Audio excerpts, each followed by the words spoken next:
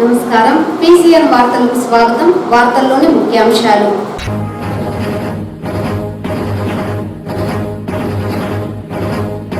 Road భద్రతా నియమాలను పాటిస్తూ ప్రతి ఒక్కరూ హెల్మెట్ ధరించి వాహనాలు నడపాలి. చిత్తూరు నగర మేయర్ అముద చుడా చైర్మన్ కటారి హేమలత పిలుపు.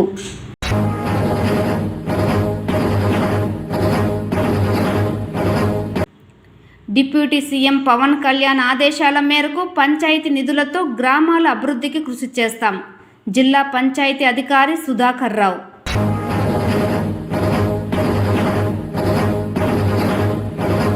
రాష్ట్ర ప్రభుత్వం గౌడ కులస్తులకు 10% మద్యం షాపులు కేటాయించడంతో ముఖ్యమంత్రి చంద్రబాబు నాయుడుకు పాలాభిషేకం చేసి కృతజ్ఞతలు తెలిపిన గౌడ కుల సంఘాల నేతలు. వార్తల్లోని వివరాలు. ప్రతి ఒక్కరూ వాహనం నడిపేటప్పుడు తప్పనిసరిగా హెల్మెట్ ధరించాలని చుడా చైర్పర్సన్ కటారి హేమలత, మేయర్ అముద అన్నారు. గాంధీ విగ్రహం వద్ద ట్రాఫిక్ సీఏ నిత్యబాబుతో కలిసి మహిళలు హెల్మెట్ ధరించడంపై అవగాహన బైక్ ర్యాలీని జెండా ఊపి ప్రారంభించారు. వాహనం నడిపేటప్పుడు స్త్రీ పురుషులు ఇద్దరు హెల్మెట్ ధరించాలన్నారు. నడిపేవారే కాకుండా వెనుక కూర్చున్న వారు కూడా హెల్మెట్ ధరించాలన్నారు. ప్రమాదరహిత సమాజానికి ప్రతి ఒక్కరూ భాగస్వామ్యం కావాలని పిలుపునిచ్చారు. ఈ కార్యక్రమంలో ట్రాఫిక్ పోలీసులు, టీడీపీ మహిళా నాయకులు, ఉపాధ్యాయులు పాల్గొన్నారు.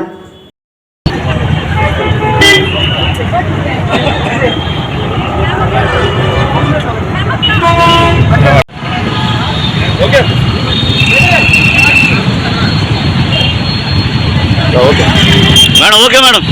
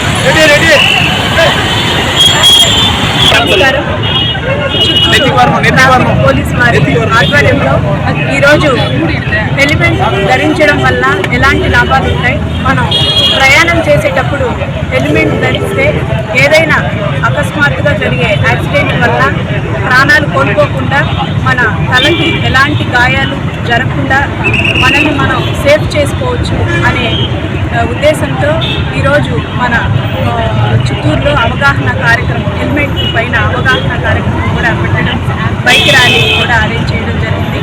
ప్రజలందరినీ కోరేది ఒకటే, మనం ప్రయాణించేటప్పుడు ఒక 2 నిమిషాలు ఆలోచించి హెల్మెట్ వేసుకుంటే దానివల్ల మనకి ఏదో హెయిర్ స్టైల్ పాడవుతుందనో లేకపోతే హెయిర్ ఫాల్ అవుతుందనో ఏదో ఒక్కదానికోసం మనం హెల్మెట్ లేకుండా ప్రయాణిస్తే ఇప్పుడు మనం చూస్తున్నాం, మన లోకల్లోనే చూస్తున్నాం ఎన్నో యాక్సిడెంట్లు.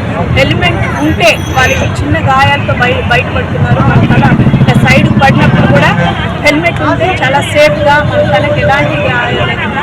కానీ అదే హెల్మెట్ లేకపోతే యాక్సిడెంట్ జరిగి మన తలకి రోడ్డు పైన పడి అలా ఫాస్ట్గా అలా జరిగితే వెంటనే అక్కడే చాలా వరకు కూడా ప్రాణాలు కోల్పోతున్న వాళ్ళు మనం చూస్తున్నాం.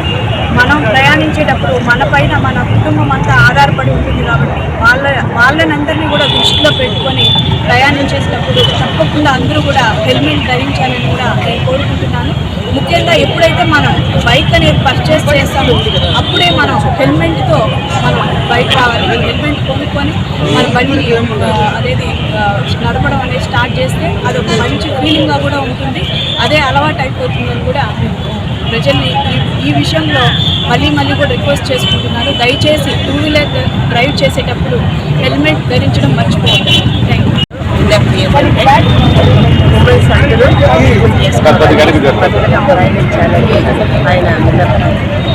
చాలా ట్రాఫిక్లో కూడా చాలా ఎండ వాన అది కూడా మన సిఐ గారు చాలా కష్టపడుతున్నారు. మంచి పేరు కూడా ప్రభుత్వానికి తెచ్చిపెట్టారు. చాలా మందితో మళ్ళీ ఆర్థికులు మంత్రులుగా పోటీ అని చాలా ప్రశ్నలు అడుగుతున్నారు. సగం మంది పాప పడుతున్నారు, సగం మంది ఆయనకు గౌరవిస్తున్నారు. చాలా మాకు మంచి సీఎం దొరికినందుకు మాకు చాలా సంతోషంగా ఉంది. అదే కాకుండా ఉమెన్స్ని అందరూ వేసుకోవాలనుకుంటున్నారు. సగం మంది అంటే అందంగా మనం రెడీ అయిపోతాము, మళ్ళీ ఇదేమి మళ్ళీ మొక్కలు కప్పుకుంటాము అని ఒక వాళ్ళకు కూడా ఫీలింగ్ ఉంది. కానీ మనం అందరూ చూస్తున్నాము, మనకి ఏమైనా డిఫరెంట్ ఉంటాయి. మన అందము మనకు ఆటం మనకు లేకుండా పోతుంది. అందువల్ల మనం భద్రంగా ఎప్పుడు చేసుకొని మనం ప్రయాణించాలి, మనం భద్రంగా పోయి ఇంటికి చేరాలి. అదే కాకుండా చాలా నేను చూస్తున్నాను కాబట్టి చెప్తున్నాను, పిల్లల్ని స్కూల్ తొడుకొని పోయేటప్పుడు వెనకాల పిల్లల్లో కూర్చొని పెట్టి సెల్ ఫోన్ చేతికిచ్చి మీరు ప్రయాణిస్తున్నారు. చాలా తప్పు చేస్తున్నారు. మీ కుటుంబం బాగుండాలని ప్రభుత్వం ఇదంతా గుర్తుపెట్టి మనకు ట్రాఫిక్ సీఎలు పెట్టి మనకు నడిపిస్తున్నారు.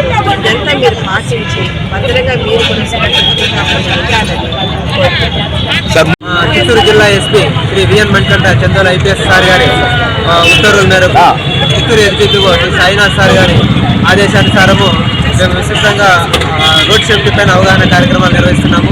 ఈ 36వ జాతీయ రోడ్డు భద్రతా మాసోత్సవాల్లో భాగంగా ఎక్స్క్లూజివ్గా ఉమెన్ 2-వీలర్ రైడర్స్కి వారి ద్వారా హెల్మెట్ అవేర్నెస్ ర్యాలీ కండక్ట్ చేయాలని చెప్పేసి భావించి కండక్ట్ చేస్తున్నాము.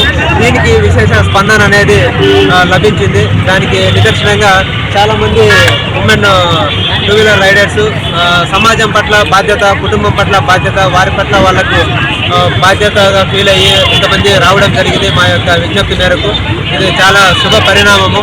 దీన్ని ఇంకా మరింత ముందుకు తీసుకెళ్ళి టౌన్లో చుట్టుపక్కల అంతా కూడా ఈ రోడ్డు ఆ రోడ్డు అని సంబంధం లేకుండా మనం మోటార్ సైకిల్ 2-వీలర్ బయటికి తీసాము అంటే స్టార్ట్ చేసే ముందుగానే హెల్మెట్ ధరించి మళ్ళీ మనం గమ్యస్థానం చేరిన తర్వాత 2-వీలర్ యొక్క ఇంజిన్ ఆఫ్ చేసిన తర్వాత మాత్రమే హెల్మెట్ తీసే విధంగా దాన్ని హెల్మెట్ ఒక సేఫ్టీ ఆయుధంగా మనం ఉపయోగించుకొని ప్రయాణం సాగించాలి. ప్రమాదము ప్రయాణంలో ఎప్పుడైనా ఊహించని విధంగా ఏర్పడవచ్చు. ఆ విధంగా అలా జరిగినప్పటికీ మనం హెల్మెట్ పెట్టుకుని ఉంటే బాగుండు, ప్రాణాపాయ నుంచి బయటపడి ఉండొచ్చని ఫీల్ అయితే ఉపయోగం ఏముండదు. కాబట్టి ఖచ్చితంగా ప్రతి ఒక్కరు కూడా సేఫ్టీ కోసము హెల్మెట్ ధరించాలని చెప్పేసి విజ్ఞప్తి చేస్తున్నాము. అదేవిధంగా 2-వీలర్ నడిపే వాళ్ళే కాకుండా వెనక కూర్చున్న వాళ్ళు కూడా 2-వీలర్ హెల్మెట్ ధరించాలి. రీసెంట్గా మనకు ఒక వెనక కూర్చున్నటువంటి స్కూల్ పిల్లవాడు రోడ్డు ప్రమాదంలో కింద పడిపోయి హెడ్ ఇంజరీ అయ్యి ట్రాక్టర్ ఎక్కించడం వల్ల చనిపోయాడు. ఇలాంటివి పునరావృతం కాకుండా ఉన్నదానికోసము మేము ప్రతి ఒక్క తల్లిదండ్రులకి విజ్ఞప్తి చేస్తున్నాము. స్కూల్కి టైం అయిందని హడావిడిగా వెళ్ళే క్రమంలో సేఫ్టీ మెజర్స్ తీసుకోకుండా వెళ్తున్నాము. ప్రమాదం జరిగినప్పుడు మళ్ళీ వెనక్కి తిరిగి చూసుకుంటే ఎక్స్క్యూజ్ అనేది ఉండదు. డిప్యూటీ సీఎం పవన్ కళ్యాణ్ ఆదేశాల మేరకు పంచాయతీ నిధులతో గ్రామాల అభివృద్ధికి కృషి చేస్తున్నామని జిల్లా పంచాయతీ అధికారి సుధాకర్ రావు తెలిపారు. చెత్త నుండి సంపద తయారీ కేంద్రాలను సమర్థవంతంగా నిర్వహిస్తూ రోజువారీ చెత్త సేకరణ పనులను వేగవంతం చేస్తున్నామన్నారు. పారిశుద్ధ్య పనులకు ప్రాధాన్యతనిస్తూ తాగునీటి ట్యాంకులను ఎప్పటికప్పుడు పరిశుభ్రం చేస్తూ స్వచ్ఛమైన నీటిని గ్రామ ప్రజలకు అందజేస్తున్నామన్నారు. ప్రతి 3వ శనివారం రాష్ట్ర ప్రభుత్వం ఆదేశానుసారం పచ్చదనం పరిశుభ్రత కార్యక్రమాన్ని నిర్వహిస్తున్నామన్నారు. తద్వారా రాబోయే రోజులు ఏంటంటే ఆ గ్రామ పంచాయతీలో ఉన్నటువంటి ప్రజలకు మనం ఇచ్చేటటువంటి దీర్ఘకాలమైనటువంటి ఆసక్తి ఏంటంటే మంచి ఆరోగ్యం. అదేవిధంగా ఈ మధ్య కలెక్టర్ గారు కూడా అనేక మండలాలు గ్రామాలు విజిట్ చేసినప్పుడు నా నోటీసులు కూడా తీసుకొస్తా ఉన్నారు. ఇక్కడ శానిటేషన్ ఇబ్బందికరంగా ఉందని చెప్పి ఈ నేపథ్యంలో జిల్లాలో ఉన్నటువంటి 697 గ్రామ పంచాయతీల్లో సెక్రటరీలు ఈ వార్డులందరూ కూడా భాగస్వామ్యం చేసుకొని ప్రతి గ్రామ పంచాయతీ కూడా సెక్రటరీ ఇది నా గ్రామ పంచాయతీ, ఇది నీట్గా ఉండాలి, ఇది నీట్గా పెట్టుకోవాల్సిన బాధ్యత నాది అనేటువంటి ఫీలింగ్ని ఆ పంచాయతీ సెక్రటరీకి క్రియేట్ చేయడం అనేది ఇప్పుడు నా ముందున్నటువంటి ప్రధానమైన కర్తవ్యంగా ఉంది. అందులో భాగంగా నేను కూడా చాలా గ్రామ పంచాయతీలు మండలాలు తిరుగుతూ అందరూ కూడా మోటివేట్ చేస్తూ ఉన్నాను. అదేవిధంగా ఇక్కడ మంచి నీళ్లు ఇవ్వడం అనేది కూడా మనకి రాబోయే రోజుల్లో సమ్మర్ రాబోతోంది కాబట్టి మనకి ప్రజలకి మంచి రక్షితమైన తాగునీరు ఇవ్వాల్సినటువంటి అవసరం ఉంది. దానికి సంబంధించిన ప్లాన్ అండ్ యాక్షన్ కూడా ఆంధ్రప్రదేశ్ డిపార్ట్మెంట్తో జిల్లా పరిషత్ సీఓ గారితో కూడా కోఆర్డినేట్ చేసుకొని కలెక్టర్ గారి యొక్క మార్గదర్శకత్వంలో మనం చేస్తూ ఉన్నాము. ఈ నేపథ్యంలో ఒక పక్క నీరు ఇవ్వడం, మంచి నీళ్ళు ఇవ్వడం ఒక ఎత్తు అయితే, ఆ ఇచ్చే నీటిని మంచి అంటే ఎలాంటి శానిటేషన్ అంటే మంచి రక్షిత తాగునీరు ఇవ్వడం అనేది ప్రధానమైన ఉద్దేశం. ఇక్కడ ట్యాంక్స్ క్లోరినేషన్ చేయించడం అయితేనేమి, క్లీన్ చేయించడం అయితేనేమి, ఆ నీళ్లు వెళ్ళేటటువంటి ఆ యొక్క పైప్ లైన్ ఎక్కడ లీక్ ఉంటే వాటిని అరికట్టడం అయితేనేమి, తద్వారా ఈ యొక్క నీటి కాలుష్యం వల్ల నీరు కలుషితం ఏదైనా సమస్యలు రాకుండా కూడా మేము అన్ని చర్యలు చేపడుతూ ఉన్నాము. అందులో భాగంగానే మనకి జిల్లాలో దగ్గర 2700 ఓహెచ్ఎస్ఆర్ ట్యాంక్స్ మనకు ఉన్నాయి. ఇవన్నీ కూడా 50% of the tanks inline chlorination అనేది ప్రాసెస్ కంప్లీట్ అయిపోయింది. ఇక రాబోయే 1-2 నెలల్లో మిగతా ట్యాంకులు కూడా ఇన్లైన్ క్లోరినేషన్ కంప్లీట్ అయిపోతే అందరూ కూడా రక్షిత మంచినీరు అందించడానికి అవకాశం ఉంటుందని చెప్పి ఈ సందర్భంగా తెలియజేస్తా ఉన్నాను. ఈ రెండు మనం ముందున్నటువంటి ప్రధానమైన కర్తవ్యాలండి. అదేవిధంగా మనం ఇవన్నీ కూడా గతంలో నిధులు కొరత ఉంది పంచాయతీలకి, ఇప్పుడు నిధులు లభ్యత పుష్కలంగా ఉంది కాబట్టి సర్పంచెస్ కానీ, ఆ వార్డు మెంబర్స్ కానీ వీళ్ళందరూ కూడా మోటివేట్ చేసి అందుబాటులో ఉన్న దండిగా ఉన్న నిధులతోటి శానిటేషన్ మీదే ప్రధానమైన ఫోకస్ చేయమని చెప్పడం జరిగింది. సో దానికి సర్పంచ్లు కూడా సహకరిస్తూ ఉన్నారు. అక్కడక్కడ ఎక్కడైనా ప్రాబ్లమ్స్ ఉంటే ఆ సర్పంచెస్తో డీపీ నేను మాట్లాడుతూ ఉన్నాను. అయినా కూడా దారికి రాని సర్పంచ్లు ఏదైనా ఉంటే మనం అధికారికంగా వారికి తెలియజెప్పి వారి మీద చర్యలు కూడా తీసుకొని వాళ్ళందరూ కూడా దారిలోకి తీసుకొచ్చి ప్రభుత్వం అందించేటటువంటి నిధులన్నీ కూడా ఈరోజు రాష్ట్ర వ్యాప్తంగా చూసినట్లయితే దాదాపు 1900 నుంచి 2000 కోట్ల రూపాయలు పంచాయతీ అకౌంట్లలో ఉన్నట్టుగా నిన్న మాకు చెప్పడం జరిగింది గౌరవ కమిషనర్ గారు. ఇవన్నీ కూడా మార్చి 31 లోపల అభిలేషన్ అనే స్థాయిలో ఉపయోగించాల్సిన అవసరం ఉందని చెప్పి ఈ సందర్భంగా మీకు తెలియజేస్తా ఉన్నాను. అదేవిధంగా మనకి ఇవన్నీ కూడా చేసినట్లయితే దీర్ఘకాలంలో ప్రజలు అనారోగ్యాల బారిన పడకుండా, తద్వారా అనారోగ్యం బారిన పడి ఆ కుటుంబం ఆ యొక్క హాస్పిటల్ పెట్టే ఖర్చులన్నీ కూడా మిగిలి దీర్ఘకాలంలో ఆ కుటుంబం ఆర్థికంగా మేలు చేకూరే అవకాశం ఉందని చెప్పి ఈ సందర్భంగా మీకు తెలియజేస్తా ఉన్నాను. దీంతోపాటు మాకు గవర్నమెంట్ ఆదేశాల ప్రకారం ఏంటంటే ఇవన్నీ ప్రజలకు మనం అందిస్తూ ఉన్నాం కాబట్టి ప్రజలు కట్టాల్సినటువంటి ట్యాక్సెస్ ఏదైతే ఉంటాయో, హౌస్ ట్యాక్స్ కానీ, ఆక్షన్స్ కానీ, ఇవన్నీ కూడా ప్రజల దగ్గర నుంచి వసూలు చేయాల్సినటువంటి అవసరం కూడా ఉంది. రాష్ట్ర ప్రభుత్వం గౌడ కులస్తులకు జిల్లాకు 10 మద్యం షాపులు కేటాయించడంపై జిల్లా కేంద్రమైన చిత్తూరులో గౌడ కులస్తులు ముఖ్యమంత్రి నారా చంద్రబాబు నాయుడు మద్యం షాపులు కేటాయించడంపై బుధవారం పాలాభిషేకం చేసి ప్రభుత్వానికి హర్షం వ్యక్తం చేశారు. ఈ సందర్భంగా గౌడ కులస్తుల సంఘం నాయకులు నాగరాజు గౌడ్, కృష్ణమూర్తి గౌడ్ మాట్లాడుతూ గతంలో ఏ ప్రభుత్వం కేటాయించిన రీతిలో అధికార తెలుగుదేశం ప్రభుత్వం ముఖ్యమంత్రి నారా చంద్రబాబు నాయుడు కల్లుగీత కార్మికులను మద్యం షాపులు కేటాయించి ఆదాయ వనరులను సమకూర్చడం హర్షించదగ్గ విషయమని అన్నారు. గౌడ కులస్తులు ప్రభుత్వం ఏర్పాటు చేసిన మద్యం షాపులకు ఆయా కులస్తులు నడుపుకొని ఆ వనరులు వినియోగించుకోవాలని కోరారు. అంతేకాని బినామీ పేరుతో ఇవ్వడం కుదరదని, అలా చేస్తే షాపులను రద్దు చేస్తామని హెచ్చరించారు. ఈ కార్యక్రమంలో గౌడ సంఘం నాయకులు నీరజాక్షులు, రెడ్డప్ప, గుణశేఖర్, మహేంద్ర, భూపతి గౌడ్లతో పాటు గౌడ సంఘం నాయకులు తదితరులు పాల్గొన్నారు.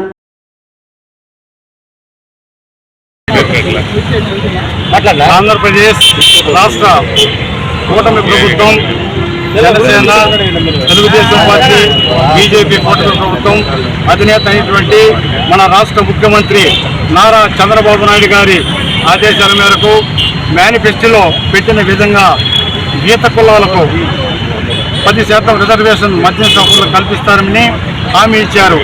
ఆ హామీ ప్రకారం ఈరోజు నారా చంద్రబాబు నాయుడు గారి నేతృత్వంలో గీత కులాలకు 10% రిజర్వేషన్ కల్పించి మమ్మల్ని కూడా బ్రాండీ షాపుల్లో కూడా ఒక యజమానులుగా చేసిన ఘనత నారా చంద్రబాబు నాయుడు ప్రభుత్వానికి చెల్లుతుంది.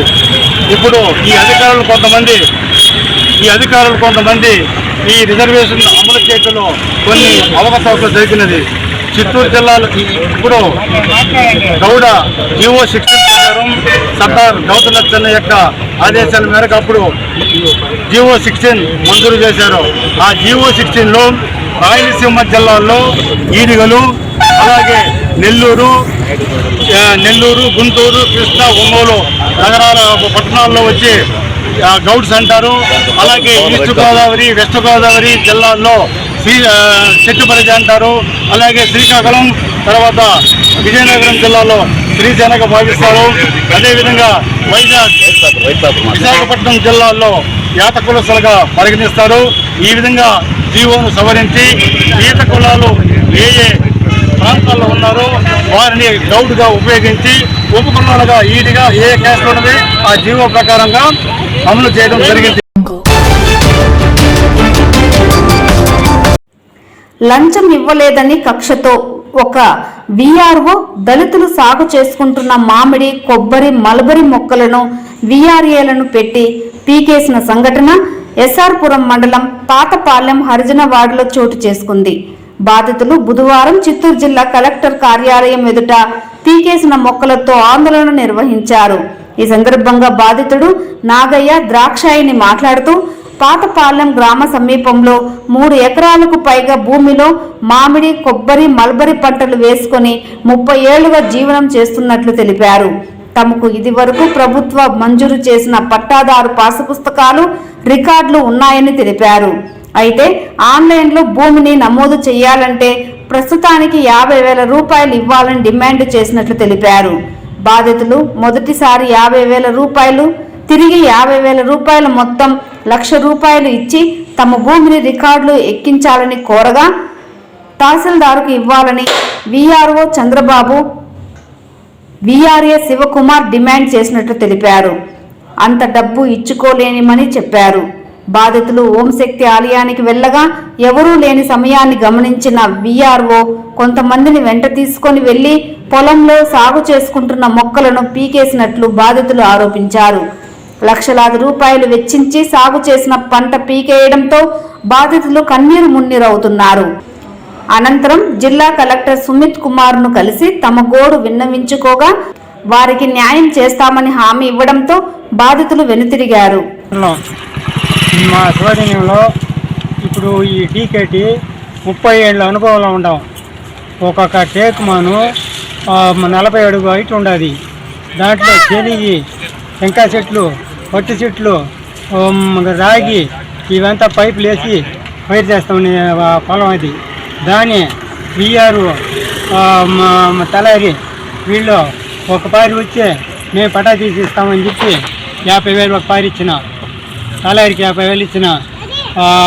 వీఆర్ మళ్ళీ వచ్చి మీరు చేసి లేదని అడిగితే మళ్ళీ 1,00,000 రూపాయలు ఇస్తే చేస్తానని అన్నాడు.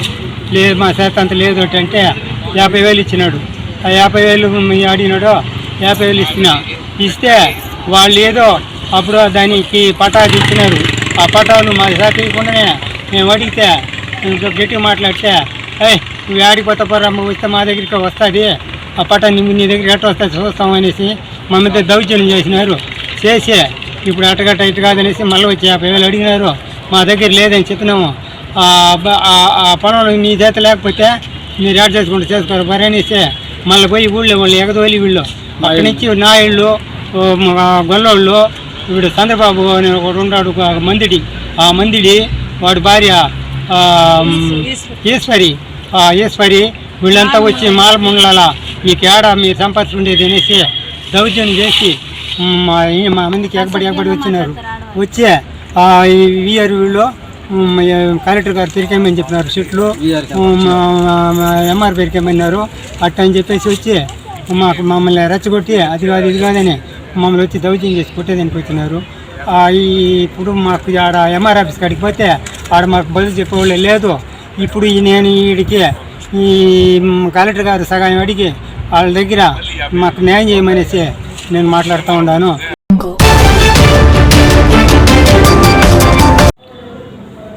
రాష్ట్ర మహాసభలు శ్రీకాకుళం జిల్లాలో ఫిబ్రవరి 6, 7, 8 వరకు జరగనున్నాయని, నిరుద్యోగులతో భారీ బహిరంగ సభకు యువత తరలి రావాలని అఖిల భారతీయ యువజన సమైక్య సహాయ కార్యదర్శి కత్తి రవి, సిపిఐ చిత్తూరు జిల్లా కార్యదర్శి నాగరాజు కోరారు. చిత్తూరు నగరంలోని ఎస్టీయు కార్యాలయంలో రిషికేశవ అధ్యక్షతన సమావేశాన్ని నిర్వహించారు. ఈ సందర్భంగా కత్తి రవి, నాగరాజు మాట్లాడుతూ రాష్ట్ర మహాసభలకు రాష్ట్ర వ్యాప్తంగా యువత, నిరుద్యోగులు తరలి రావాలని కోరారు. కూటమి ప్రభుత్వం వచ్చి 8 నెలలు కావస్తున్నా ఖాళీ ఉద్యోగాల గురించి ఇప్పటి వరకు ఒక ప్రకటన కూడా చేయలేదన్నారు. ప్రతి సంవత్సరం జనవరిలో జాబ్ క్యాలెండర్ విడుదల చేస్తామని చెప్పి ఇప్పటి వరకు ఏ శాఖలలో ఎన్ని ఉద్యోగాలు భర్తీ చేశారు అన్న విషయం ప్రకటించకుండా జాబ్ క్యాలెండర్ ఇదిగో అదిగో అంటూ కాలయాపన చేస్తోందన్నారు.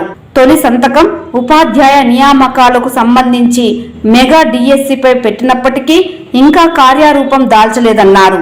తక్షణమే రాష్ట్ర వ్యాప్తంగా ఖాళీగా ఉన్న ఉద్యోగాల భర్తీ కోసం జాబ్ క్యాలెండర్ ఇవ్వాలని డిమాండ్ చేశారు. రాష్ట్ర రాజధాని అమరావతిని ఫ్రీ జోన్గా చేసి అన్ని ప్రాంతాల వారికి అమరావతిలో ఉద్యోగాలు సమాన అవకాశాలు కల్పించాలని వారు డిమాండ్ చేశారు. రాష్ట్ర అభివృద్ధి కోసం, ఉద్యోగ ఉపాధి కోసం, స్వయం ఉపాధి కోసం, యువతకు కల్పించిన హక్కుల కోసం ఏఐవైఎఫ్ పోరాటం చేస్తుందని తెలిపారు. ఫిబ్రవరి 6 నుండి 9 వరకు శ్రీకాకుళం నగరంలో ఏఐవైఎఫ్ రాష్ట్ర 22వ మహాసభలు నిర్వహిస్తున్నామని, ఫిబ్రవరి 6న జరిగే యువత నిరుద్యోగులతో భారీ ప్రదర్శన బహిరంగ సభకు యువత నిరుద్యోగులు పెద్ద ఎత్తున పాల్గొని జయప్రదం చేయాలని కోరారు. ఏఐవైఎఫ్ చిత్తూరు జిల్లా మహాసభలు జరిగే వరకు కన్వీనర్గా ఋషికేశవ, చిత్తూరు కో కన్వీనర్గా విజయ్ కుమార్ నియమిస్తున్నట్లు ఏఐవైఎఫ్ రాష్ట్ర సహాయ కార్యదర్శి కత్తి రవి తెలిపారు. ఈ కార్యక్రమంలో ఏఐవైఎఫ్ నాయకులు రిషికేశవ్, సాయి, ప్రసాద్, మహేష్, వసంత్, సతీష్, జాఫర్, బాలాజీ తదితరులు పాల్గొన్నారు.